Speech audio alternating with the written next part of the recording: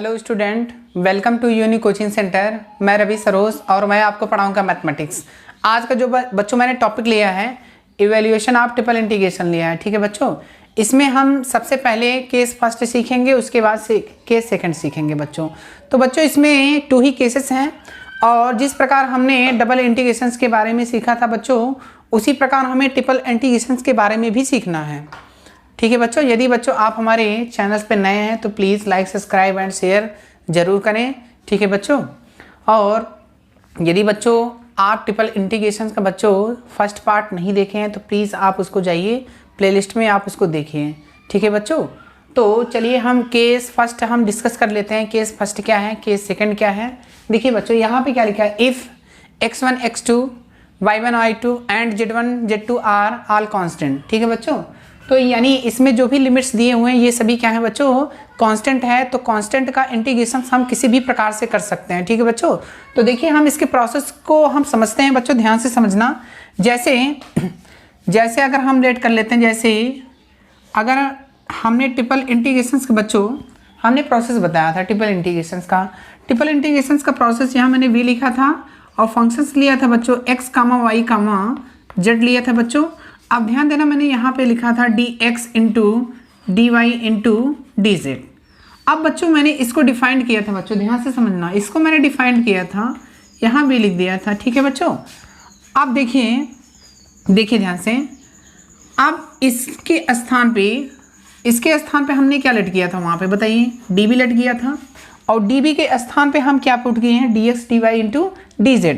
अब बच्चों ध्यान से समझना, यहाँ पे अगर हम इनकी लिमिट्स को अगर ड्रा करेंगे, ठीक है, जैसे अगर हम लिमिट्स यहाँ लेट कर लेते हैं, जैसे मान लेते हैं कोई रीजन है। ठीक है बच्चों, यहाँ मैंने रीजन लिखा और मैंने रीजन लिखा x1 less than x less than x2।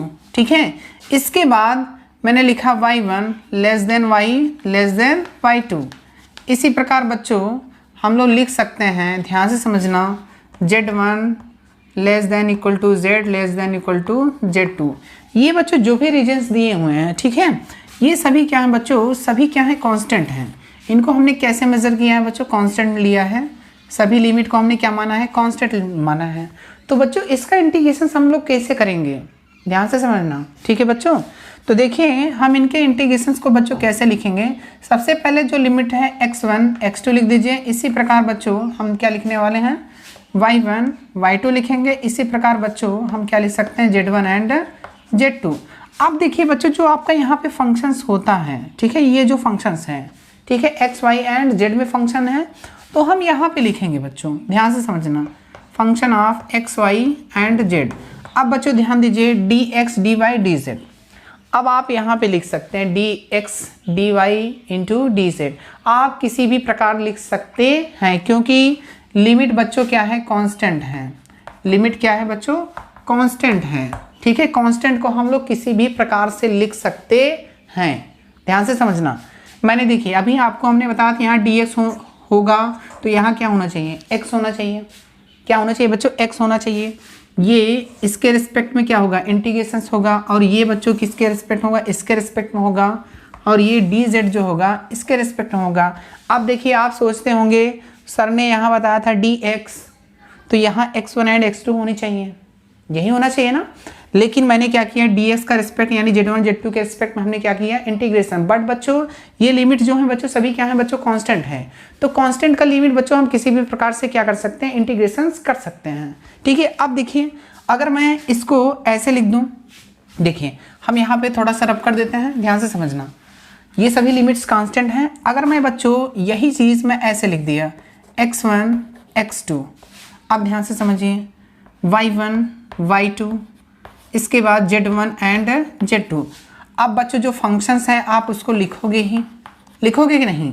अब इसके बाद देखिए यहाँ z1 z2 है तो मैंने कि यहाँ पे क्या लिखा, dz, इसके बाद बच्चों dy, इसके बाद बच्चों dx। अब देखिए, अब आप बताओगे सर आपने ये चीज़ बहुत ही अच्छे से लिखा है और ये गलत नहीं हो सकता है। ठीक है बच्चों, तो यही आप सोचोगे। ठीक है बच्चों, लेकिन जो केस फर्स्ट है बच्चों, इसमें हम क्या करेंगे, जो लिमिट्स हैं x1 x2 y1 y2 and z1 z2 सभी क्या हैं बच्चों, सभी कांस्टेंट हैं। तो कांस्टेंट का इंटीग्रेशन हम किसी भी प्रकार से कर सकते हैं। तो ध्यान से समझना, अब देखिए अगर हम इनके लिमिट्स को और जैसे x1 x2 ना मानकर बच्चों हम a b c d मान के करें, अब बताइएगा आप ध्यान से समझना।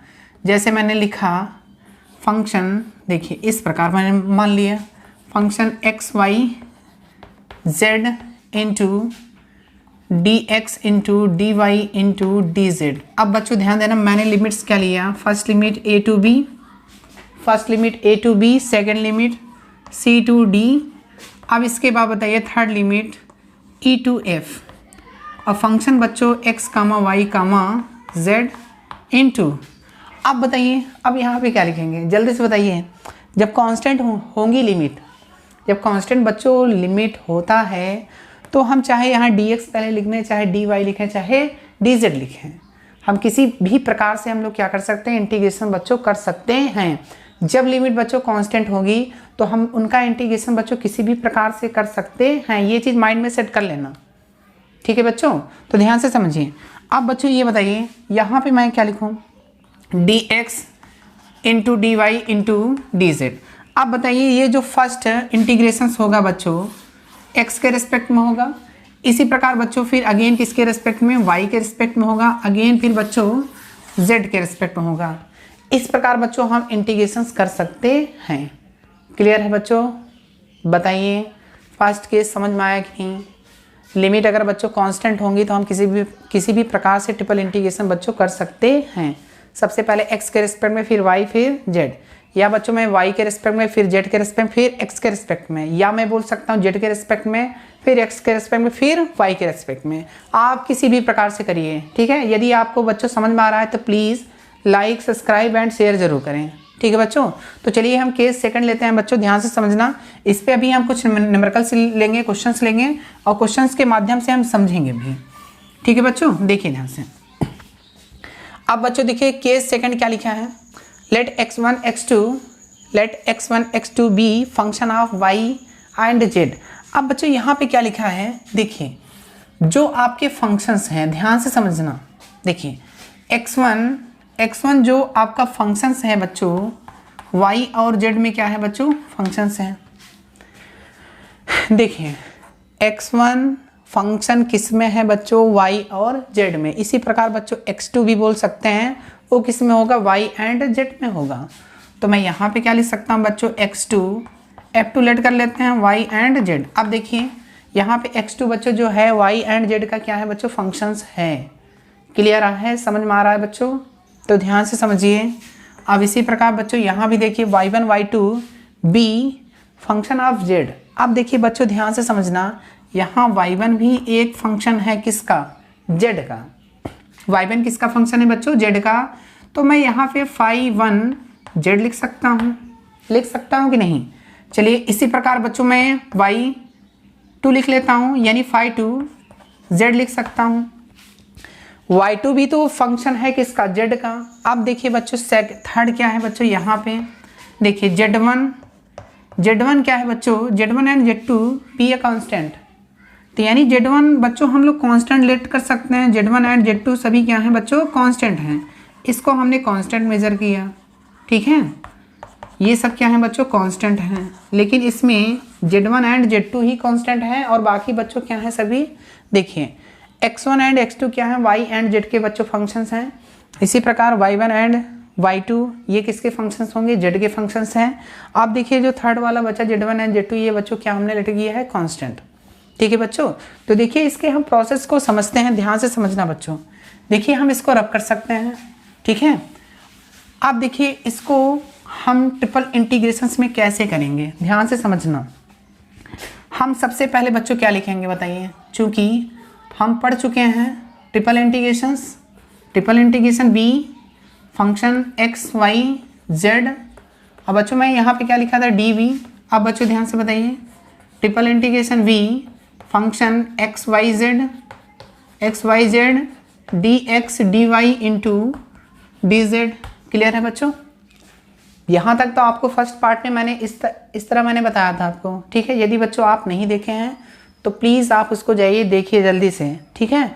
इसके बाद सेकंड लेक्चर जो है आप कंटिन्यू रखिए, ठीक है। अब ध्यान से समझिए।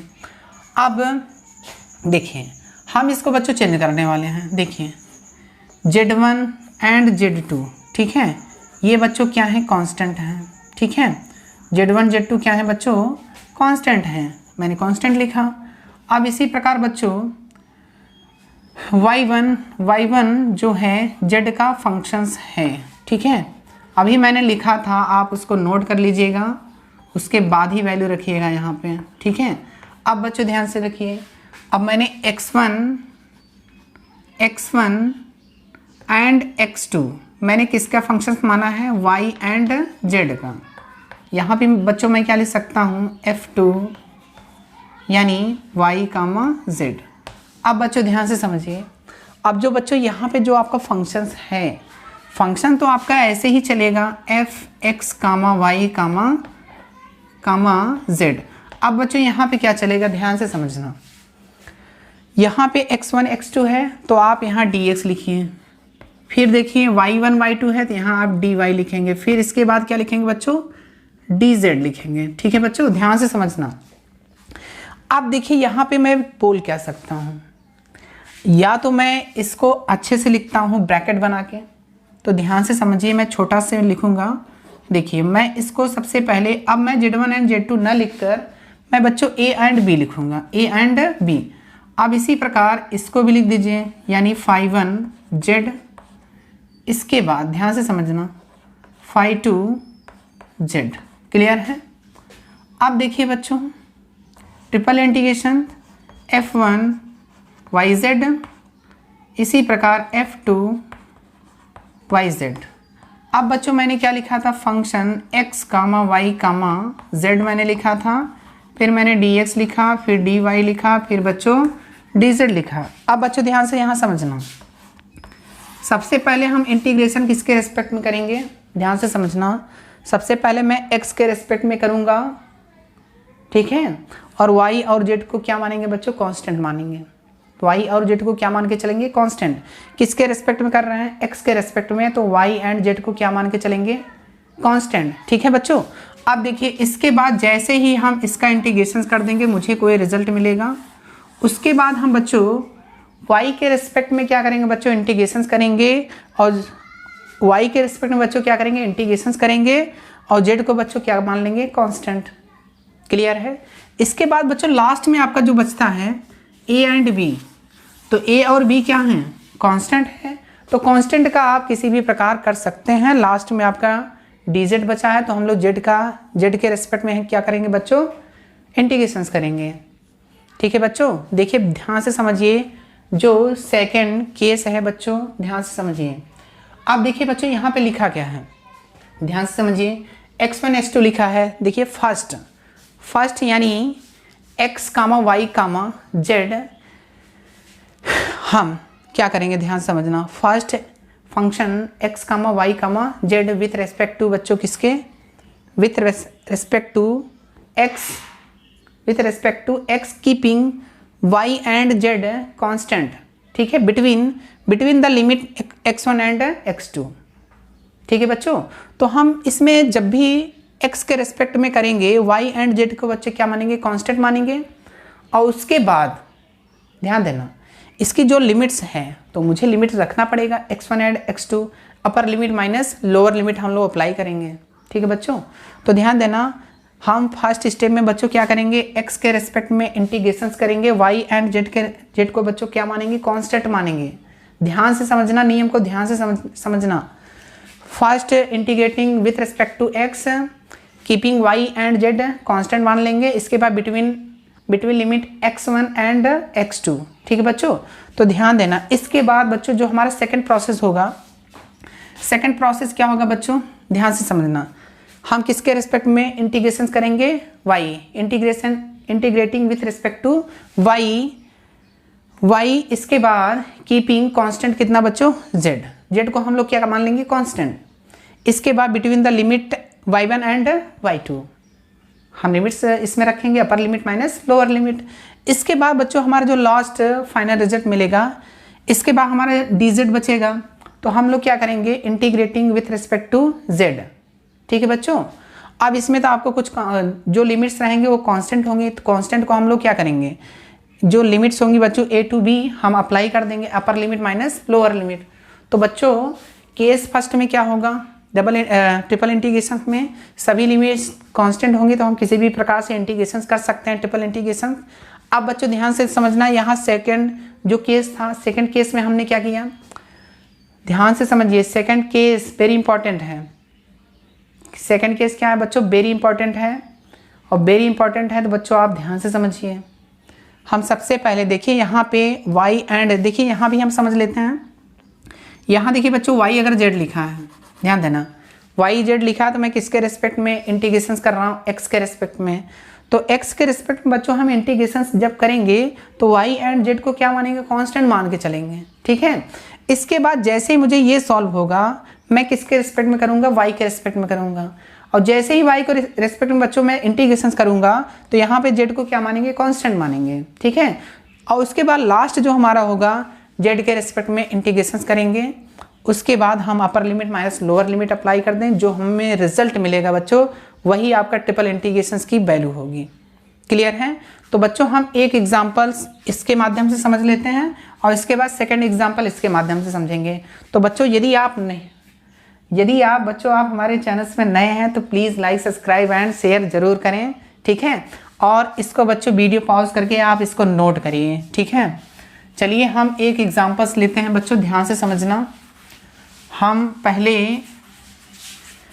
यानी केस फर्स्ट में हम एक एग्जाम्पल समझेंगे, इसके बाद बच्चों हम केस सेकंड लेंगे, उसमें एग्जाम्पल समझेंगे। तो ध्यान से समझना बच्चों। सबसे पहले हम एक क्वेश्चंस लिखते हैं, ध्यान से समझिए। मैंने क्वेश्चंस क्या लिखा देखिए। सबसे पहले फर्स्ट क्वेश्चंस ले लेते हैं। फर्स्ट क्वेश्चन बच्चों ध्यान से समझिए, मैंने लिखा इंटीग्रेशन 0 to 1, इसके बाद 0 to 2, इसके बाद बच्चों 0 to 3 dx dy into dz। अब बच्चों देखिए यहाँ पे ध्यान से बताइए, यहाँ पे x y z दिख रहा है क्या, जो लिमिट्स दिए हुए हैं, नहीं दिख रहा है। तो बच्चों ये जो लिमिट्स हैं सभी क्या है, कांस्टेंट है, ना तो इसमें x है, ना तो y है, ना तो z है। किसी भी प्रकार का limit x y and z में अगर आपको बच्चों दिखता हो तो सेकंड केस लगेगा, अगर नहीं दिख रहा है तो क्या लगेगा बच्चों, फर्स्ट केस। तो फर्स्ट केस आप समझ गए होंगे, जब लिमिट कांस्टेंट होंगी तो हम किसी भी प्रकार से इंटीग्रेशन कर सकते हैं। देखिए सबसे पहले हम लोग x के रिस्पेक्ट में कर दें, फिर y के रिस्पेक्ट में, फिर बच्चों z के रिस्पेक्ट में, ठीक है। देखिए हम अभी आपको ढेर सारे मेथड्स बताएंगे, ठीक है, और आपको बहुत सारे एग्जाम्पल भी इस पे कराएंगे। तो आप किसी भी वीडियो को आप मिस मत करिए, आप अच्छे से देखिए, ठीक है। देखिए सबसे पहले बच्चों मैं क्या लिखूँगा, 0 to 1, 0 to 2, इसके बाद x के रिस्पेक्ट में इंटीग्रेशन जब करेंगे तो बच्चों क्या मिलेगा, x मिलेगा, और लिमिट 0 से कहाँ तक 3, इसके बाद dy इंटू कितना बचा बच्चों, dz। Integrating with respect to x, बच्चों आप समझ गए हों क्योंकि डबल इंटीग्रेशंस में मैंने बहुत लिखा था, तो आप इसको लिखिए अच्छे से, क्योंकि अब जब आप एग्ज़ाम में बैठेंगे आपको लिखना पड़ेगा, ठीक है। देखिए तो 0 to 1 लिखा मैंने, 0 to 2 लिखा, इसके बाद बच्चों upper limit minus lower limit dy into dz। अब बच्चों देखिए 3 कांस्टेंट मिल जाएगा, 3 कांस्टेंट निकालिए, 0 to 1 फिर 0 to 2, अब यहाँ dy आ गया इंटू dz। अब बच्चों ध्यान से समझिए, अब यहाँ मैं y के रिस्पेक्ट में क्या करूँगा, इंटीग्रेशन करूँगा। क्लियर है। अब देखिए यहाँ पे क्या मिलेगा, ध्यान से समझिए, यहाँ पे बच्चों में मिलेगा यानी 3 0 to 1। अब देखिए यहाँ पे क्या मिल जाएगा, y के रिस्पेक्ट में कर रहे हैं तो y, और लिमिट कहाँ से कहाँ तक, 0 से 2 तक। अब बच्चों यहाँ पे क्या बचा, dz।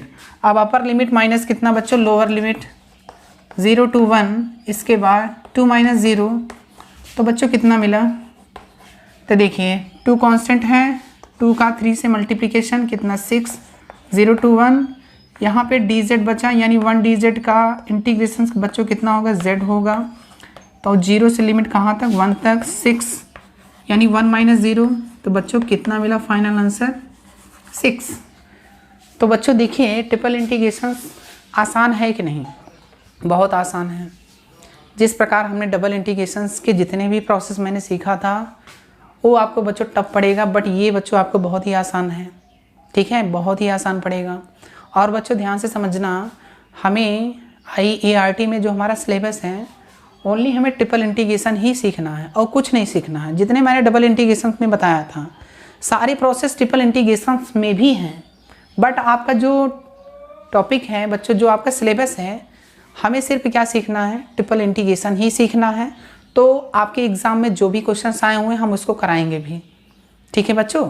तो देखिए इसी क्वेश्चंस को अगर हम किसी दूसरे टाइप से अगर बच्चों लगाना चाहें तो देखिए कैसे लगा सकते हैं। देखिए किसी के रिस्पेक्ट में आप करिए। देखिए ध्यान से, मैं x इसको दे देता हूँ, y इसको दे देता हूँ एंड z इसको अलग अलग करके लगाते हैं। देखिए हमारा 6 रिजल्ट आया था, वैल्यू 6 आई थी। इसको भी बच्चों ऐसे ही लगाते हैं। देखिए 0 to 1 बच्चों, इसके बाद यहाँ मैं क्या लिख दूँ dx, इसके बाद 0 to 2 और बच्चों यहाँ मैं क्या लिख दूँ dy, इसके बाद 0 to 3 dz। अब बच्चों देखिए 1 1 1 ही है, और 1 का x के रिस्पेक्ट में x होगा, y के रिस्पेक्ट में y एंड z के रिस्पेक्ट में z होगा। तो बच्चों देखिए ध्यान से समझिएगा, इसका मुझे में क्या मिला, x मिल गया 0 to 1, इसका बताइए बच्चों y मिलेगा 0 to 2, इसका बच्चों क्या मिलेगा z मिलेगा 0 to 3। अब बच्चों upper limit minus lower limit apply करते जाइए, ठीक है, इसमें भी अप्लाई कर दीजिए। अब बच्चों बताइए कितना आंसर मिला, 1 × 2 × 3 बच्चों कितना निकल के आया 6। तो बच्चों कांस्टेंट का इंटीग्रेशन आप किसी भी प्रकार से कर सकते हैं, ठीक है। आप देखिए जो मैं सेकंड बच्चों में क्वेश्चंस लूँगा, इसमें आपको ध्यान देना पड़ेगा, ठीक है बच्चों। हम सेकंड क्वेश्चंस लिखते हैं तो ध्यान से समझिए। देखिए हम सेकंड क्वेश्चंस लिखने वाले हैं। सेकंड क्वेश्चंस हमारा क्या है बच्चों, हम सेकंड क्वेश्चंस लिख लेते हैं।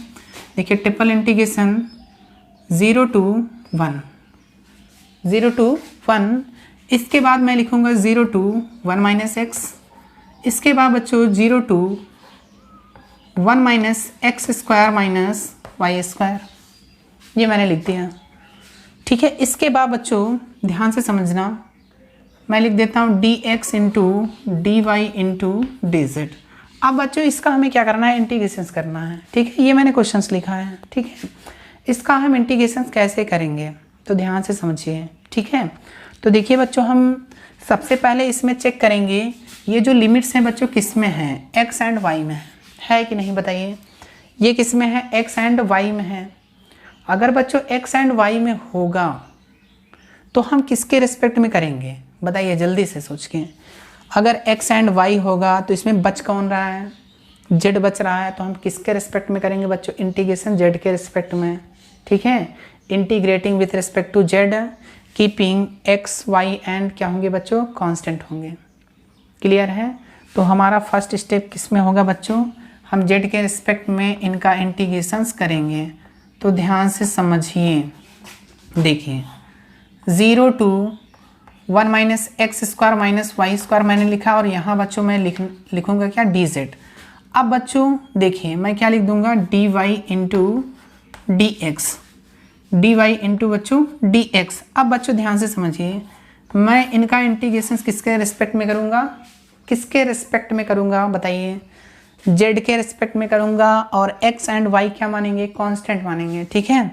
तो देखिए 0 to 1 0 to 1 - x, 0 to 1 - x, और 1 dz का इंटीग्रेशन बच्चों z होता है 0 से कहाँ तक, 1 - x² - y²। अब बच्चों यहाँ पे क्या मिला, dy × dx। क्लियर है। अब देखिए upper limit minus lower limit apply करने वाले हैं। तो देखिए 0 to 1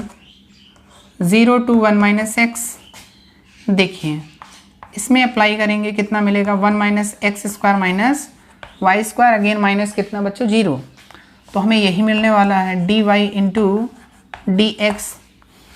अब बच्चों बताइए यहाँ पे क्या है, x है, यहाँ क्या है, x है, तो हम x के रिस्पेक्ट में इंटीग्रेशन करेंगे कि y के, बताइए जल्दी से। देखिए यहाँ पे जब भी होगा x अगर लिखा है तो मैं y के रिस्पेक्ट में करूँगा।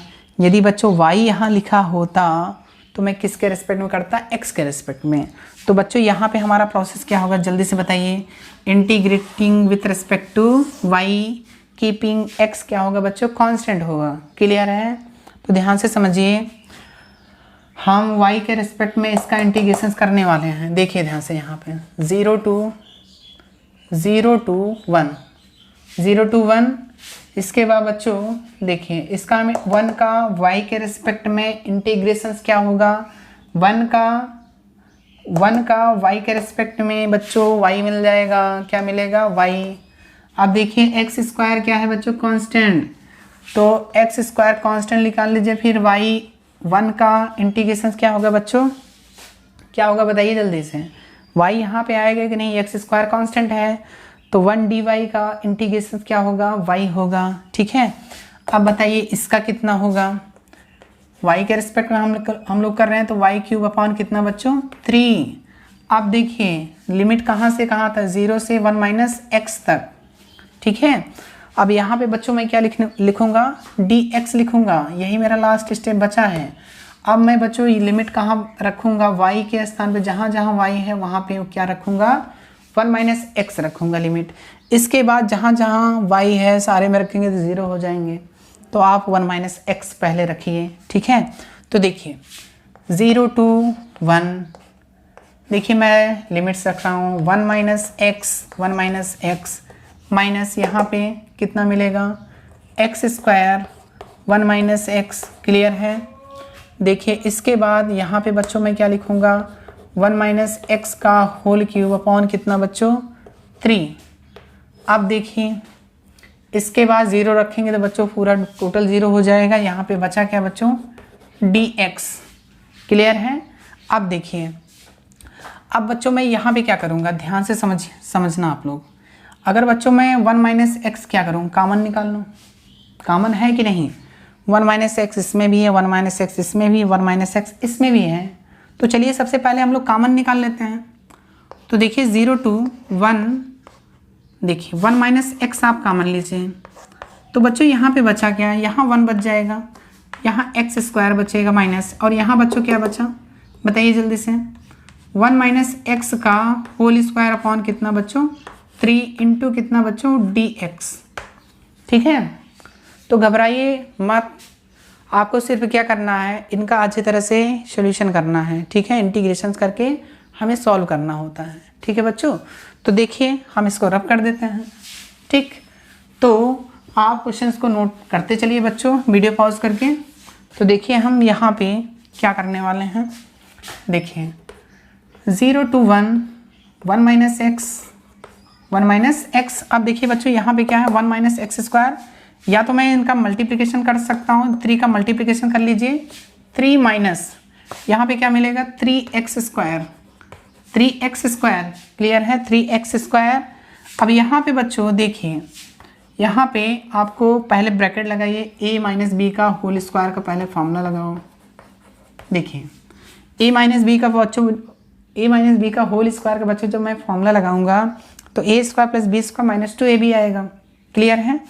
और डिवाइड में बच्चों मैं क्या लिखूंगा, 3 लिखूंगा, क्योंकि 3 का मैंने इसमें मल्टीप्लाई, इसमें भी, इसमें नहीं है क्योंकि इसके नीचे है। ठीक है, अपान में बच्चों क्या लिखूंगा, 3 लिखूंगा, और फिर बच्चों क्या लिखूंगा, dx लिख दूंगा। यहाँ तक क्लियर है कि नहीं।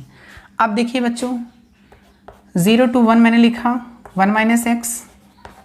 अब इसको आप सॉल्व करिए, आप इसके डिवाइड में 3 लिख सकते हो। देखिए 3 माइनस 3x स्क्वायर माइनस, अब इसका माइनस का मल्टीप्लिकेशन करें, -1 माइनस एक्स स्क्वायर, और बच्चों क्या होगा, प्लस 2x इंटू बच्चों dx, क्लियर है। अब जो आपकी लिमिट चल रही है उसको आप लिखते चलिए। देखिए 1/3 कांस्टेंट है, 0 to 1, 1 माइनस एक्स इंटू, देखिए यहाँ पे बच्चों, यहाँ पे क्या मिला, 3 में से 1 माइनस करेंगे बच्चों कितना मिलेगा, 2 मिल जाएगा, 2 माइनस, देखिए 2, ये देखिए बच्चों प्लस है तो प्लस 2x आप लिख लीजिए। इसके बाद 3x स्क्वायर माइनस का, माइनस एक्स स्क्वायर कितना, -4x स्क्वायर, क्लियर है। इसके बाद बच्चों इनटू में क्या लिखूंगा, dx लिखूंगा। यहाँ तक क्लियर होना चाहिए। ठीक है, अब देखिए बच्चों 1/3 मैंने लिखा, 0 to 1 लिखा। अब देखिए बच्चों यहाँ पे 2 भी कॉमन है, तो आप जब 2 कॉमन लेंगे तो 2/3 हो जाएगा, और यहाँ पे बच्चों क्या मिला 1 माइनस एक्स इंटू यहाँ पे बच्चों क्या मिला, देखिए ध्यान से, यानी जब मैंने 2 कॉमन लिया तो यहाँ पे बचा 1 प्लस एक्स माइनस कितना 2x स्क्वायर इंटू कितना बच्चों dx। क्लियर है? अब बच्चों ध्यान से समझिए, ठीक है? तो हम इसको सॉल्व करते हैं, आप नोट करते जाइए, ठीक है? अब बच्चों ध्यान से समझिए इस क्वेश्चंस को, देखिए ध्यान से। अब हमें करना क्या है बच्चों, 1 का सबसे पहले मल्टीप्लिकेशन कर देना, फिर उसके बाद माइनस एक्स का मल्टीप्लिकेशन करेंगे। तो बच्चों हमें मिलेगा कितना, देखिए 2/3 0 to 1 अब देखिए 1 का पहले मल्टीप्लिकेशन करिए तो मुझे मिला कितना 1 प्लस एक्स माइनस कितना 2x स्क्वायर। अब देखिए माइनस एक्स का करिए, माइनस एक्स मिला, माइनस एक्स मिलेगा, फिर कितना मिल जाएगा माइनस एक्स स्क्वायर मिलेगा। चलिए माइनस एक्स स्क्वायर, इसके बाद इसमें करेंगे बच्चों क्या होगा, प्लस हो जाएगा, यानी प्लस कितना बच्चों 2x क्यूब और इंटू बच्चों क्या होगा dx। क्लियर है बच्चों? यहाँ तक तो आपको समझ में आ गया होगा। अब हमें बच्चों कुछ नहीं करना है, ठीक है? अब बस हमें इंटीग्रेशन ही करना है। देखिए 0 to 1, देखिए यहाँ पे, अब देखिए माइनस एक्स और प्लस एक्स कैंसिल हो जाएंगे, ठीक है? अब यहाँ पे मिला क्या 1 माइनस, ये देखिए 2x स्क्वायर है, माइनस एक्स स्क्वायर कितना 3x स्क्वायर हो जाएगा माइनस, यानी ये प्लस है 2x क्यूब लिखिए इंटू कितना बच्चों dx। आप देखिए ध्यान से, अब देखिए हमें x के रिस्पेक्ट में इनका इंटीग्रेशन करना है। तो देखिए 1 का इंटीग्रेशन x होगा 2 इंटू यहाँ पे क्या लिखेंगे 3x स्क्वायर का, यानी x क्यूब अपॉन कितना बच्चों 3। चलिए 2 इंटू इसका बताइए x घाते 4, यानी अपॉन कितना होगा बच्चों 4 होगा। लिमिट कहाँ से कहाँ तक 0 to 1 तक है। अब बच्चों आप इसको तो कैंसिल कर सकते हो, इसको भी कैंसिल कर सकते हो। अब हमें करना क्या है, upper limit minus lower limit लगाना है। x के स्थान पे लिमिट 1 रखना है, फिर 0 रखना है। तो हर एक स्थान जब ये 0 रखे तो 0 होगा, 1 के स्थान पर रखोगे तो देखिए वैल्यू क्या आता है 2/3। 1 मिला, यहाँ क्या मिलेगा बच्चों 1 मिलेगा, 1 का क्यूब 1 होगा प्लस। अब देखिए यहाँ पे क्या होगा बताइए जल्दी से। देखिए यहाँ जब आप 1 रखेंगे यहाँ पे तो 1 की पावर 4, तो 1 की पावर 4 कितना होगा बच्चों 1 होगा, अपॉन में बच्चों कितना है 2। इसके बाद बच्चों देखिए अपर लिमिट हो गया माइनस लोअर लिमिट, यानी 0 माइनस 0 प्लस 0 ये होगा, ठीक है? अब बच्चों देखिए हमारा आंसर निकल के क्या है, ध्यान से देखिए क्वेश्चंस को, ठीक है? तो देखिए बच्चों यहाँ पे बच्चों क्या लिखा है 2/3 इंटू इसको बच्चों देखिए -1 एंड +1 कैंसिल हो जाएंगे, तो बचा कितना बताइए 1/2, और ये 0 माइनस करो उतना ही आएगा ये जितना लिखा है। तो देखिए बच्चों 2 से 2 कैंसिल हो गया, तो मुझे i = मुझे मिला कितना 1/3। तो देखिए बच्चों इंटीग्रेशन कितना आसान है, ट्रिपल इंटीग्रेशन। हमें देखिए कुछ भी नहीं करना है, हमें सिंपल मेथड्स लगाना है। जितने भी इंटीग्रेशंस आप 12th में पढ़ चुके होंगे सभी मेथड्स यूज़ करना है, बट आपको बारी बारी से करना है। जो भी मैंने प्रोसेस बताया आप उसको अच्छे से लगाइए भली प्रकार की, ठीक है बच्चों? तो आपको मैं 100% बोल रहा हूँ, आपको किसी भी क्वेश्चंस में दिक्कत नहीं होगी, ठीक है बच्चों? तो बच्चों यदि आप हमारे चैनल्स में नए हैं तो please like subscribe and share ज़रूर करें। तो बच्चों आज का लेक्चर हम यहीं पे फिनिश करते हैं। Thank you very much.